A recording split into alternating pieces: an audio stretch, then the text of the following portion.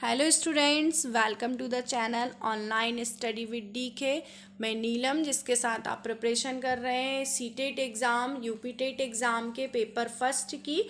और हम कुछ क्वेश्चंस पहले भी लगा चुके हैं और हम आगे भी क्वेश्चंस की प्रैक्टिस कर रहे हैं।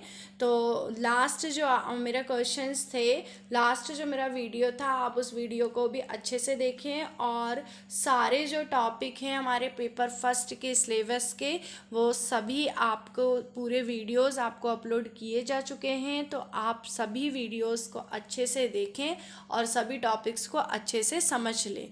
अब हम क्वेश्चन स्टार्ट करते हैं। आज का जो हमारा लेक्चर है, इसमें भी डिफरेंट टाइप के क्वेश्चंस लिए हुए हैं। तो सबसे पहला जो क्वेश्चन है आपका, कि जो 12 है और 16 है, 12 और 16 है, उसका न्यूनतम सार्वगुणज और 10 और 15 का न्यूनतम सार्वगुणज बराबर है।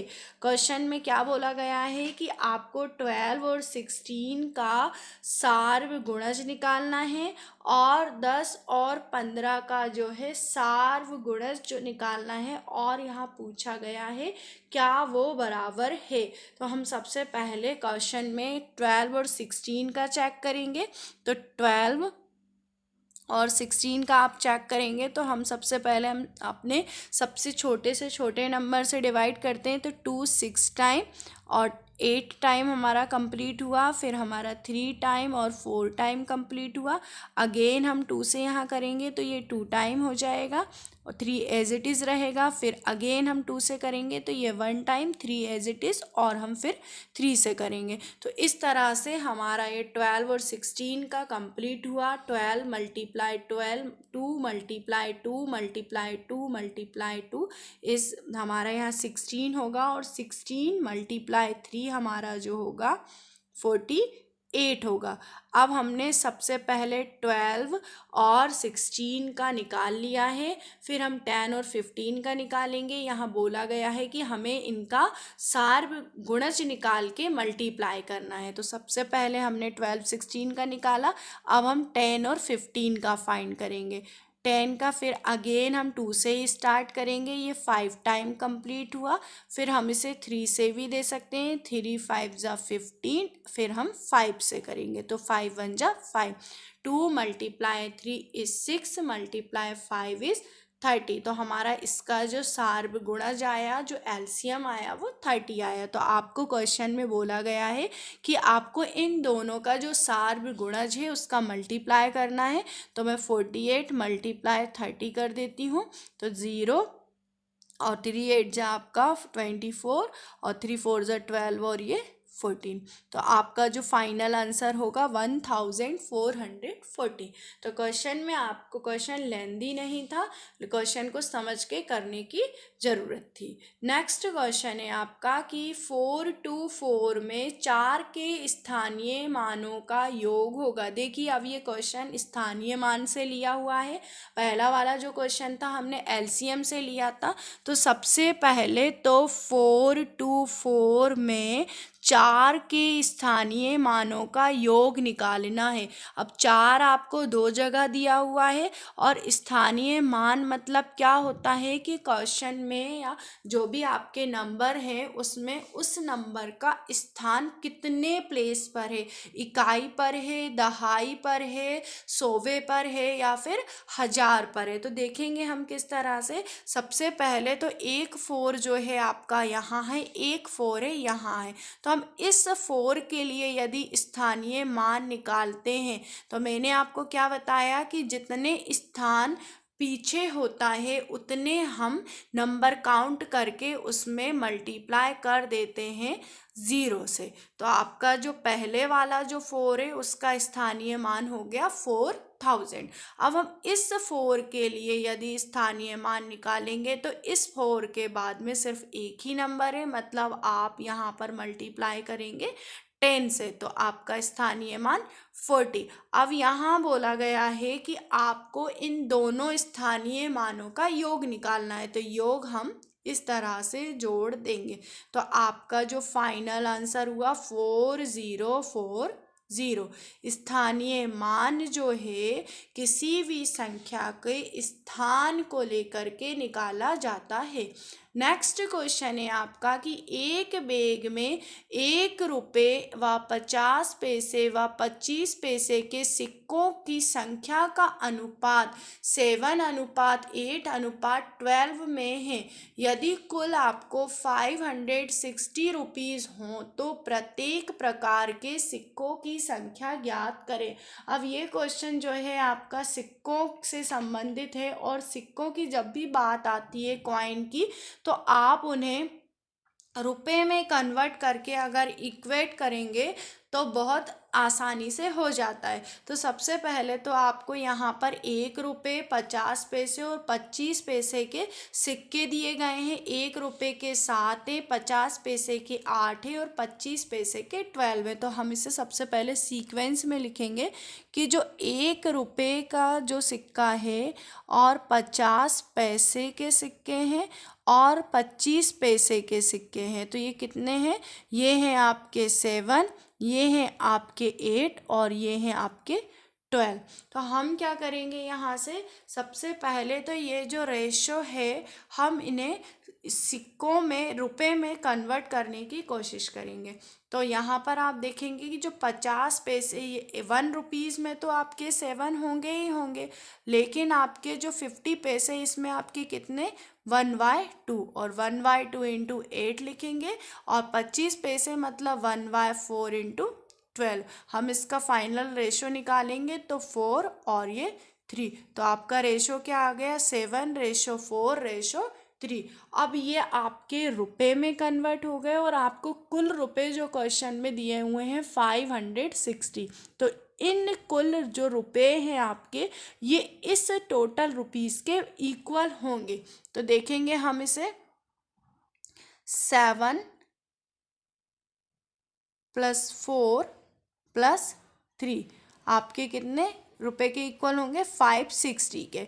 तो जो 14 होंगे वो इक्वल होंगे आपके 560 के। तो जो 1 रुपये होगा आपके इक्वल होगा 40 रुपये के। तो यहाँ से आपने ये पता कर लिया कि 1 रुपये के आपके 40 रुपये के बराबर होगा। अब यहाँ बोला गया है कि प्रत्येक प्रकार के सिक्कों की संख्या कितनी होगी, तो आपका जो रेशो है 7, 4 और 3 है। ठीक, सॉरी, आपका जो रेशो है 7, 8 और 12 है, जो आपका स्टार्टिंग का रेशो है। हम इस रेशो से इसे फाइंड करेंगे। तो 7 × 4 0, 8 × 4 0 और 12 × 4 0। तो आपका जो आंसर होगा ये 280 होगा, ये 320 होगा और ये होगा आपका 480। तो इस तरह से आपने सभी सिक्कों की अलग अलग संख्या निकाल ली। फिर से एक बार क्वेश्चन को देखेंगे कि एक बैग में 1 रुपये, 50 पैसे व 25 पैसे के सिक्कों का अनुपात 7:8:12 में है। यदि कुल रुपीस 560 हैं, तब आपको प्रत्येक प्रकार के सिक्कों की संख्या निकालनी है। तब हमने क्या किया, सबसे पहले तो उस रेशो से हमने रुपए में कन्वर्ट किया, और उसका जो कुल रुपए था हमारे दिए हुए कुल रुपए से इक्वेट किया, और फिर हमने अलग अलग सिक्कों की संख्या निकाल ली। तो जब भी सिक्कों से रिलेटेड क्वेश्चन आए तो आप इस तरह ही सॉल्व करें। नेक्स्ट क्वेश्चन है 999 के पूर्ववर्ती की परवर्ती संख्या क्या है। यहाँ बोला गया है कि 999 के पूर्ववर्ती की परवर्ती संख्या क्या है। तो सबसे पहले तो पूर्ववर्ती संख्या क्या है और परवर्ती संख्या क्या है, मैं आपको एक्सप्लेन कर देती हूँ। पूर्ववर्ती मतलब इससे एक पहले की, और परवर्ती मतलब इससे एक बाद की। तो सबसे पहले बोला गया है कि इसके पूर्ववर्ती निकालो, फिर पूर्ववर्ती संख्या की परवर्ती संख्या निकालो। तो सबसे पहले तो हम देखेंगे कि 99 की पूर्ववर्ती आपकी क्या होगी। तो 99 की यदि हम पूर्ववर्ती निकालेंगे तो 999 - 1 मतलब आपकी 998 8। तो ये आपकी हो गई यहाँ से पूर्ववर्ती संख्या। और अब 998 की परवर्ती संख्या निकालना। परवर्ती क्या हो जाएगी आपकी, मतलब इसकी एक बाद। तो 998 प्लस 1 मतलब 999। तो सीधी सी बात ये हुई कि वापस से आपका वही आंसर हुआ। आपको पूर्ववर्ती मतलब आपको एक माइनस करना है और परवर्ती मतलब आपको एक प्लस करना है। अब नेक्स्ट क्वेश्चन है आपका कि 4 अंकों वाली बृहत्तम तथा न्यूनतम संख्याओं का योगफल निकालना है। अब क्वेश्चन में बोला गया है कि 4 अंकों वाली सबसे बड़ी संख्या और 4 अंकों वाली छोटी संख्या का योग क्या होगा। तो सबसे पहले हम देखेंगे कि 4 अंकों की बड़ी संख्या क्या है आपकी। 4 अंकों की बृहत्तम संख्या आपका जो एग्ज़ाम है सीटेट पेपर फर्स्ट का एग्ज़ाम है और इस एग्ज़ाम में सारे क्लास 1 से लेकर के 5 तक के क्वेश्चंस मैथ्स के कवर किए जाते हैं। आप एनसीईआरटी बुक्स में देखेंगे तो ये सारे टॉपिक्स आपको मिल जाएंगे और काफ़ी सारे क्वेश्चंस भी वहाँ से आपको कवर कर लिए जाएंगे। आपको प्रैक्टिस के लिए बहुत मटेरियल मिल सकता है यदि आप अच्छे से देखें। तो सबसे पहले देखिए मैंने 4 अंकों की बृहत्तम संख्या यहाँ पर लिख दी 999। अब हम लिखेंगे यहाँ पर 4 अंकों की न्यूनतम संख्या। 4 अंकों की न्यूनतम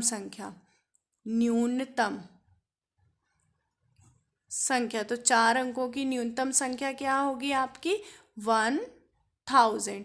अब यहाँ बोला गया है कि दोनों का आपको निकालना है योगफल। तब आपका योगफल क्या होगा, आप इन दोनों को ऐड करेंगे तो 999 और ये 10। तो आपका जो आंसर होगा 10999 होगा।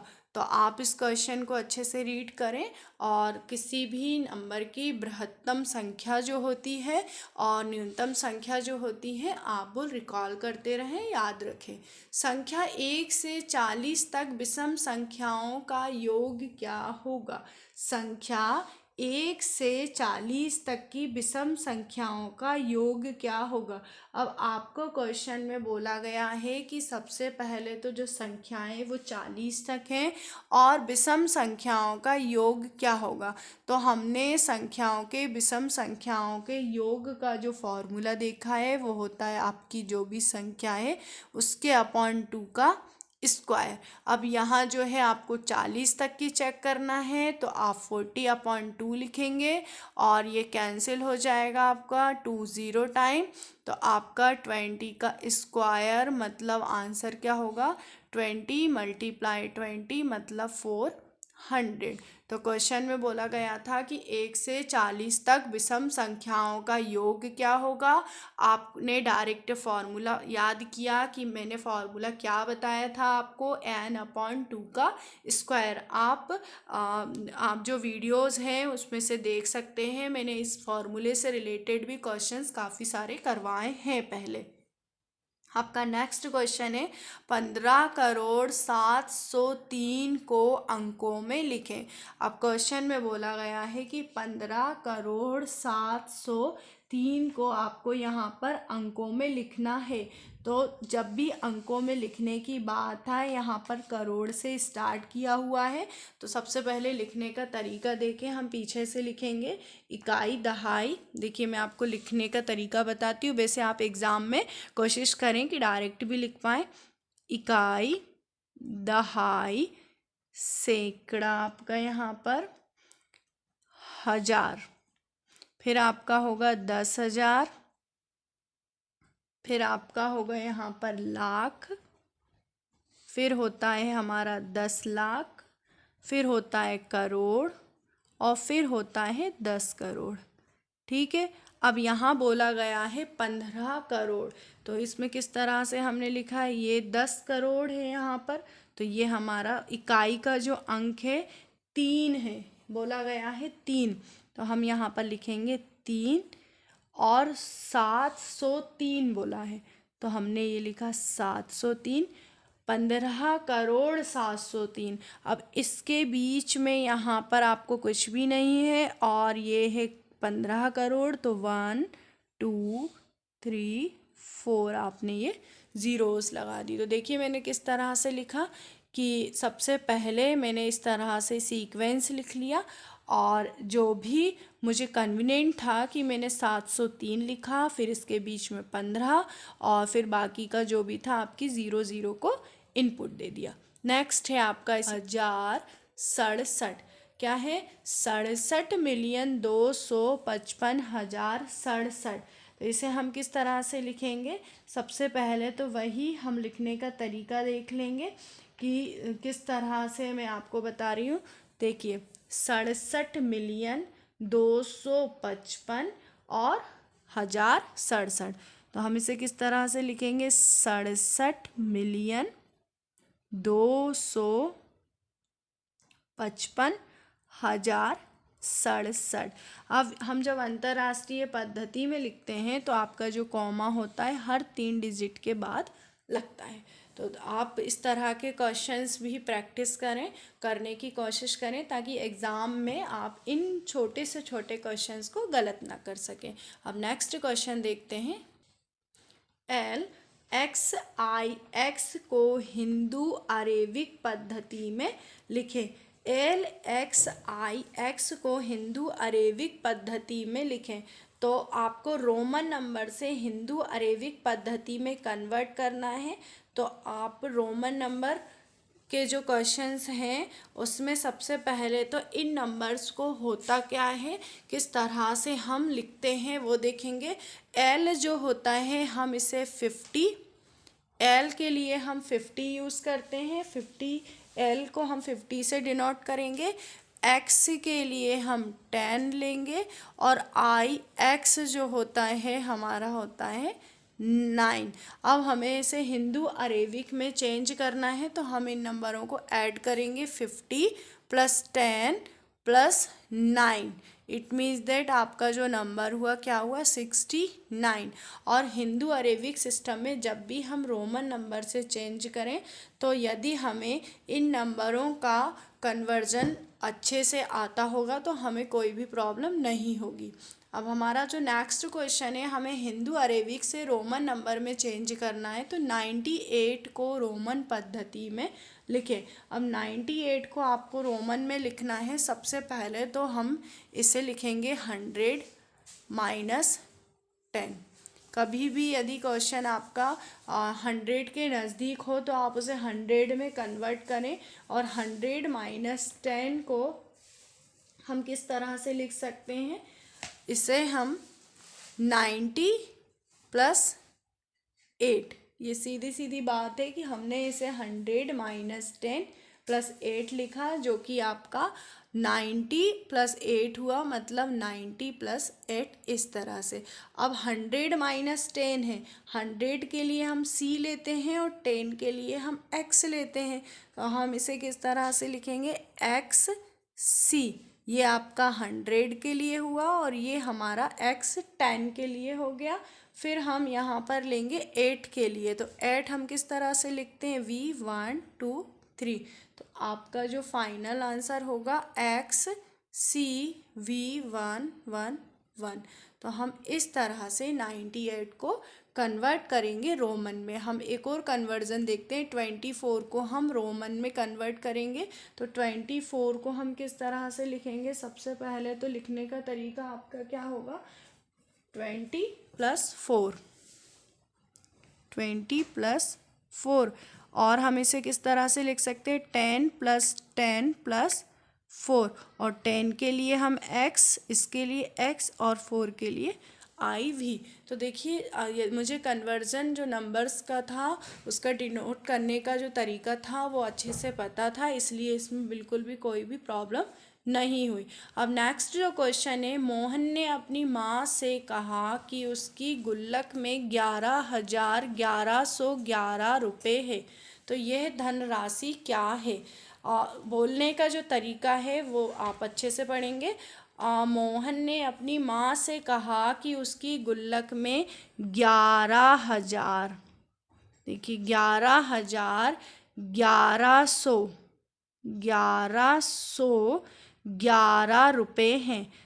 अब इन रुपए को हमें ऐड करना है, 0011121। तो क्वेश्चन को अच्छे से रीड करते हुए लिखा 11,1111।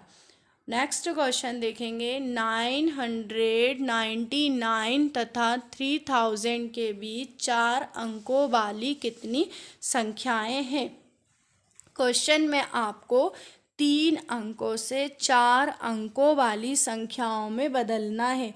अब सबसे पहले तो यदि मैं 999 में +1 करती हूँ तो 1000 आपकी 4 अंकों वाली संख्या में बदल जाएगा। अब इन दोनों के बीच में 4 अंकों की कितनी संख्याएं हैं, तो आप इस क्वेश्चन को करने से पहले हम सबसे पहले तो इसमें से 3 अंकों वाली संख्याएं जो कि हमें ये दी हुई है, हम इन दोनों को माइनस करेंगे। तो लिखेंगे 3000 माइनस 999। आपके इन दोनों नंबरों के बीच की संख्या निकालनी है और फिर इस नंबर को भी हटाना है, तो हमने यहाँ लिया -1। अब इन दोनों नंबरों के बीच कितनी हो गई आपकी 2001 -1, मतलब आपकी 2000 जो संख्याएं हैं वो इन दोनों के बीच में 4 अंकों वाली संख्याएं होंगी। अब हम नेक्स्ट क्वेश्चन देखते हैं। हमने जो इन सारे क्वेश्चंस में रोमन नंबर को कन्वर्ट करना, कुछ बेसिक अंकों से रिलेटेड, कुछ आपके योग से रिलेटेड क्वेश्चंस देखे और सभी क्वेश्चंस जो थे आपके डिफरेंट टाइप्स के थे। आप इन सभी क्वेश्चंस को अच्छे से कोशिश करें लगाने की, कोशिश करें कि स्क्रीनशॉट लें और इसे एग्ज़ाम टाइम पर रिकॉल करने के लिए नोट्स भी बना के रखें। अब हम नेक्स्ट क्वेश्चन सीरीज़ बहुत जल्दी देखेंगे।